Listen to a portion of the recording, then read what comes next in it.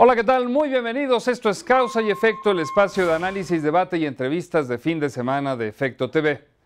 El tema de hoy, 1 de septiembre, el legado de Felipe Calderón. ¿Cómo recordaremos su sexenio? En un momento comenzamos.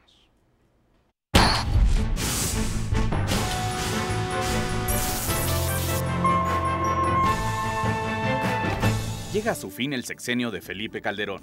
Faltan menos de 100 días para que entregue la banda presidencial y culmine una administración, para muchos, de claroscuros. Nunca en la historia moderna de México un presidente ha enfrentado tantos eventos desafortunados y fortuitos en su periodo de gobierno. Calderón enfrentó la mayor crisis económica mundial desde la Gran Depresión de 1929, la muerte de manera trágica de 2 secretarios de Gobernación, ambos casos en accidentes aéreos. Calderón también llegó al poder de una manera difícil. Tomó posesión presionado por la izquierda, que lo hizo llegar a salir del Congreso por la puerta trasera. ¿Y qué decir de la transformación del presidente del empleo al presidente del combate frontal al crimen organizado? La administración del presidente culminará con la entrega a un priista de la banda presidencial. Esta noche en Causa y Efecto, una pregunta: ¿cómo será recordado el sexenio de Felipe Calderón? Ha llegado el momento de presentarles esta noche a nuestros invitados. A mi izquierda, el señor Alejandro Hope, analista de Animal Político, especialista en temas de seguridad. Muchas gracias por estar con nosotros. Muchas gracias, Francisco. Importante tema de seguridad. Federico Dorin, nuevo coordinador del PAN en la Asamblea Legislativa del DF. Muy bienvenido, Federico. Gracias por la invitación.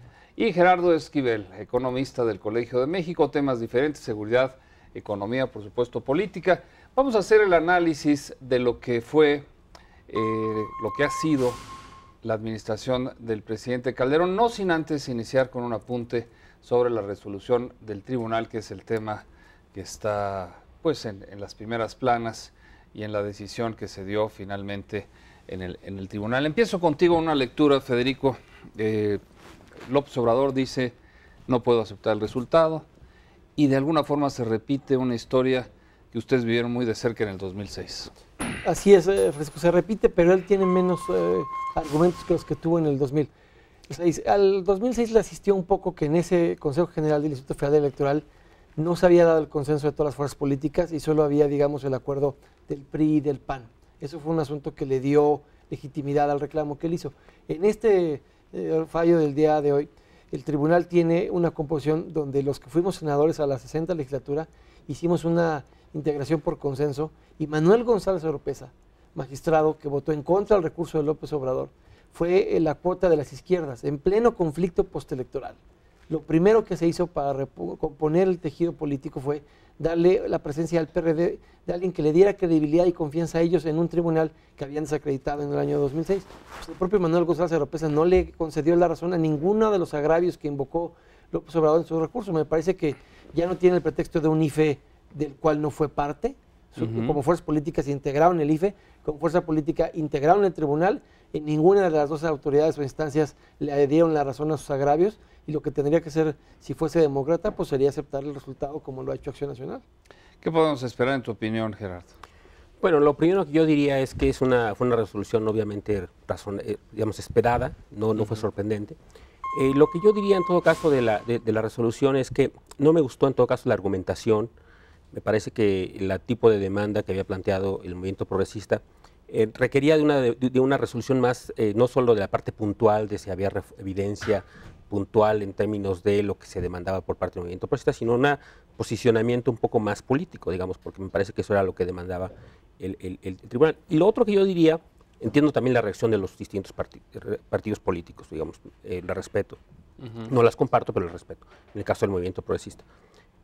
Pero lo que sí creo que nos va a llevar a plantear esto es una discusión en términos de si el tribunal en futuras ocasiones podrá emitir una resolución sin antes saber cosas que pueden ser fundamentales en una resolución. Estoy pensando en particular, digamos, ayer se habló de si se había rebasado el tope de gastos de campaña, si había habido otra serie de ilícitos, digamos, que se resolverán hasta que mucho después, en octubre por una parte, en enero otra parte. Sí, porque además tiene cierta lógica, sería imposible tener el tiempo y el análisis correcto de un proceso de este tipo, ¿no? Sí, entonces yo creo que eso nos va a llevar a replantearnos un poco los tiempos y la forma en la cual se califica una elección.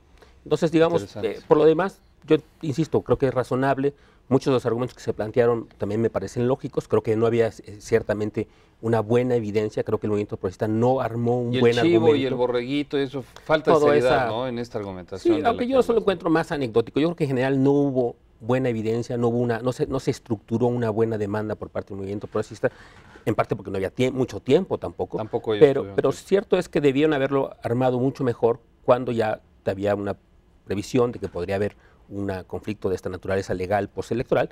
Creo que debieron haberlo ido armando con cierto tiempo y haber presentado un mejor argumento que el que finalmente plantearon, y en ese sentido entiendo de alguna manera la resolución del tribunal, ¿no? Alejandro, ¿ves el planteamiento débilmente estructurado? ¿Cuál es tu opinión? De nuevo yo creo, comparto la opinión de Gerardo, que no es sorpresiva la resolución, ya se veía venir desde hace varias semanas, porque estaban pidiendo algo que era sumamente complejo, que era demostrar compra y coacción de voto. Es decir, que la voluntad de un número importante de mexicanos fue sojuzgada por el dinero. Dicho lo anterior, yo creo que la discusión que se ha dado en esta semana sí amerita una reflexión a fondo, ¿no? Sobre el rol del dinero en las campañas, sobre la fiscalización de los órganos electorales. Yo creo que ahí sí hay una discusión que se debe de dar hacia adelante y que no se cancela con la resolución ya esperada y no sorpresiva del tribunal el día de hoy. Queda, al fin de cuentas, para darle vuelta a esta página, queda un mal sabor de boca, ¿no? No les queda un mal sabor de boca. Hubiera sido deseable una competencia donde todo el mundo diga, bueno, pues nos ganaron, por la buena, por como sea nos ganaron, pero no se dio, Federico. Pero es que y no se ha dado tampoco en la anterior ni en la anterior, ¿no? Y difícilmente se va a dar porque tienes un concierto de actores políticos que cada vez que pueden incidir lo hacen. Los gobernadores inciden en los procesos electorales federales y locales, el Ejecutivo Federal incide, o sea, mientras los políticos sigan siendo víctimas de la tentación de no ser espectadores, sino actores desde el gobierno. Tú deberías decir sigamos, ¿no? Sigamos, bueno, yo nunca he estado en el Ejecutivo, siempre he tenido que ser actor porque he sido candidato, pero meter las manos como gobierno, ¿no? Estatal, municipal o federal, a un proceso electoral, pues es el principal origen de todos los males, porque no puede, por ejemplo, López Obrador quejarse de la supuesta intromisión de tesorerías estatales del PRI en esta contienda electoral, cuando vimos cómo lo hizo el gobierno capitalino. Entonces el problema es que al final, ante la ciudadanía, y también repartieron despensas y también dieron... Y todo el mundo hace la movilización y todo el mundo le paga a los casillistas por cuidar el voto el día de la jornada electoral y todo el mundo destina recursos para facilitar la movilización. ¿Cómo lo haga cada quien? Pues unos lo hacen a través de Monex, otros lo hacen a través de despensas, otros lo hacen a través de pago directo al casillista cuando entrega el acta saliendo de la casilla al comité del partido. Todo el mundo involucra dinero el día de la jornada electoral. Entonces, ese es un problema que o se tiene un pacto o se cambia la regla, como bien han dicho aquí, y ciertamente, pues después del conflicto del 2006 hicimos una reforma electoral que como siempre se dijo que era definitiva, ya vimos que no lo es. Hay que mejorarla. Ni siquiera la nueva facultad de pasar por encima del secreto bancario y fiduciario que le dimos al IFE ayudó a agilizar la investigación en el caso de Monex y otros presuntos actos de involucramiento ilícito de dinero en campaña electoral. Y habrá una nueva reforma y que seguramente se dirá que es la nueva reforma electoral definitiva y la creatividad mexicana generará pues nuevas opciones de artífices electorales en el 2015 y 18. Bueno, pues vamos a hacer una pausa. Esto es Causa y Efecto. Regresamos con el análisis del legado de Felipe Calderón. En su administración, lo mucho que se ha hecho, lo mucho que falta por hacer. La voz está en mis invitados y el análisis, por supuesto, también. Su opinión, la más importante, es la suya, por supuesto. Regresamos.